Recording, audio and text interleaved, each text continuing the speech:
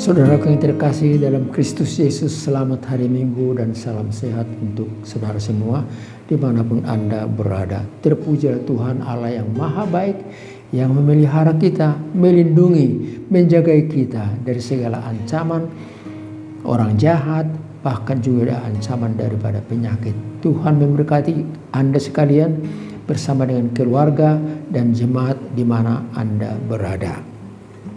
Marilah kita dengarkan firman Tuhan yang diperuntukkan untuk hari Minggu ini. Hari Minggu tanggal 17 September tahun 2023. Tertulis dalam kitab 1 Korintus pasal 4 ayat yang pertama hingga yang kelima. Demikian firman Tuhan. Ayat 1. Demikianlah hendaknya orang memandang kami sebagai hamba-hamba Kristus yang kepadanya dipercayakan rahasia Allah. Ayat 2. Yang akhirnya dituntut dari pelayan-pelayan yang demikian ialah bahwa mereka ternyata dapat dipercayai. Ayat yang ketiga. Bagiku sedikit sekali artinya, entahkah aku dihakimi oleh kamu atau oleh suatu pengadilan manusia, malahan diriku sendiri tidak kuhakimi. Ayat 4. Sebab memang aku tidak sadar akan sesuatu, tetapi bukan karena itulah aku dibenarkan. Dia yang menghakimi aku ialah Tuhan. Ayat yang kelima. Karena itu janganlah menghakimi sebelum waktunya, yaitu sebelum Tuhan datang. Ia akan menerangi juga apa yang tersembunyi dalam kegelapan, dan ia akan memperlihatkan apa yang direncanakan di dalam hati. Maka tiap-tiap orang akan menerima pujian dari Allah. Sampai di situ firman Tuhan untuk kita pada kesempatan ini. Saudara, mari kita pelajari beberapa hal dari ayat-ayat yang saya baca barusan. Yang pertama, Tuhan memanggil dan menugasi kita sebagai pelayan. Saya ulangi sekali lagi.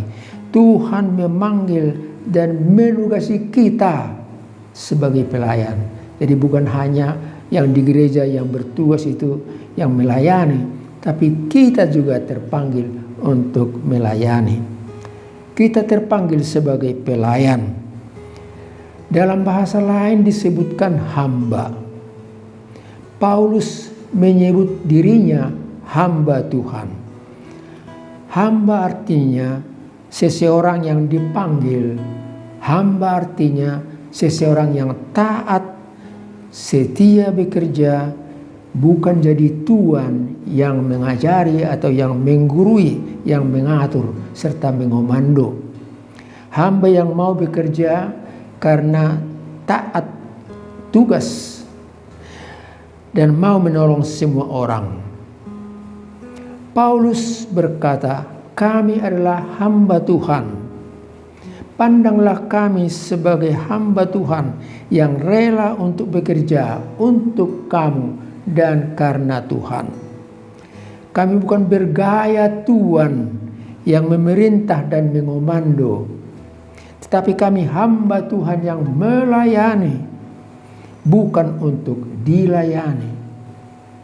Melayani artinya meniru Yesus Kristus yang merendahkan dirinya, taat sampai mati di kayu salib, bangkit kembali dan naik ke sorga. Karena itulah dia diberikan nama di atas segala nama, dan segala makhluk akan tunduk di bawah kakinya. Itu disaksikan dalam Filipi pasal 2 ayat yang ke-10. Saudara, melayani atau pelayan bukan hanya mereka yang dipanggil, yang ditahbiskan sebagai pendeta lah, sebagai penginjil, sebagai penatua, sebagai hamba Tuhan, tetapi kita bertugas untuk melayani orang lain sebagai pertanda ketaatan kepada Tuhan. Ingatlah akan lagu yang mungkin Anda masih ingat, yang populer. Melayani, melayani lebih sungguh. Melayani, melayani lebih sungguh. Dikatakan dalam nas itu. Mengampuni, mengampuni lebih sungguh. dikatakan juga pada bait yang berikut. Saudara, pesan yang berikut kepada kita, dan ini peringatan yang penting. Apa pesan itu? Jangan menghakimi. Saya ulangi sekali lagi, jangan menghakimi. Menghakimi artinya apa? Mengadili atau berlaku sebagai hakim terhadap orang lain. Menilai, mengecam hanya dari pikirannya sendiri dan tidak meneliti kenapa begitu, apa latar belakangnya.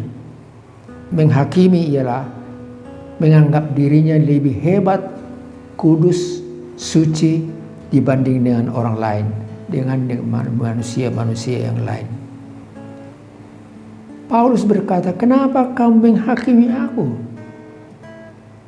Latar belakangnya sebenarnya ialah karena Paulus sudah lama tidak kembali ke Korintus.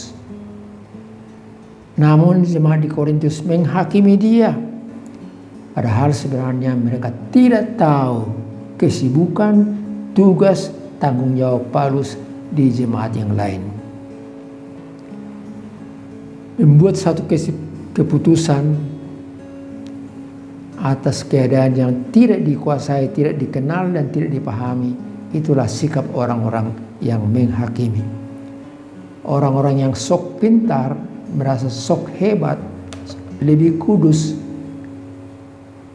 mendengar berita-berita dari handphone atau WhatsApp, terutama lagi karena berita-berita hoax, dan mengambil kesimpulan atas berita itu.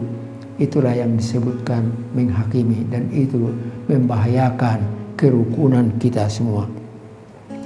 Saudaraku yang kekasih, dari semua penjelasan tadi kita disimpulkan untuk beberapa hal. Kita adalah hamba pekerja Tuhan yang memakai berkat, mempergunakan waktu, pekerjaan yang kita terima, semuanya itu berwujud menjadi pelayanan. Kita terpercaya atas tugas dan hidup kita. Tidak ada yang disembunyikan karena Allah Maha melihat. Oleh karena itu jangan menghakimi, merasa lebih tahu dan lebih pintar.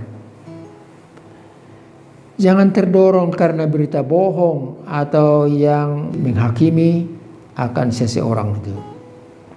Kita dipanggil untuk jujur dan terpercaya dalam hidup ini.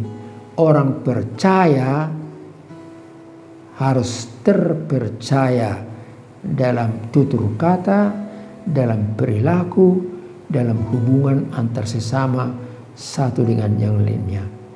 Saudaraku, sampai di sini pertemuan kita pada kesempatan ini. Tuhan memberkati Anda sekalian, dan kita ketemu lagi minggu depan. Amin. Mari kita berdoa. Sungguh baik Allah, terima kasih Engkau telah menghibur kami, menguatkan kami, menolong kami, supaya kami bekerja sebagai hamba-Mu. Tidak harus sebagai hamba yang ditahbiskan di gereja, tapi kami sebagai hamba-Mu dalam rumah tangga kami, sebagai suami, sebagai istri terhadap keluarga kami, maupun terhadap sahabat-sahabat kami. Berkatilah kami semua Tuhan, dan biarlah firman-Mu yang kami dengar barusan boleh bergema, bekerja, bahkan berbuah dalam diri kami, dan kami mau mempraktekkannya dalam hidup ini.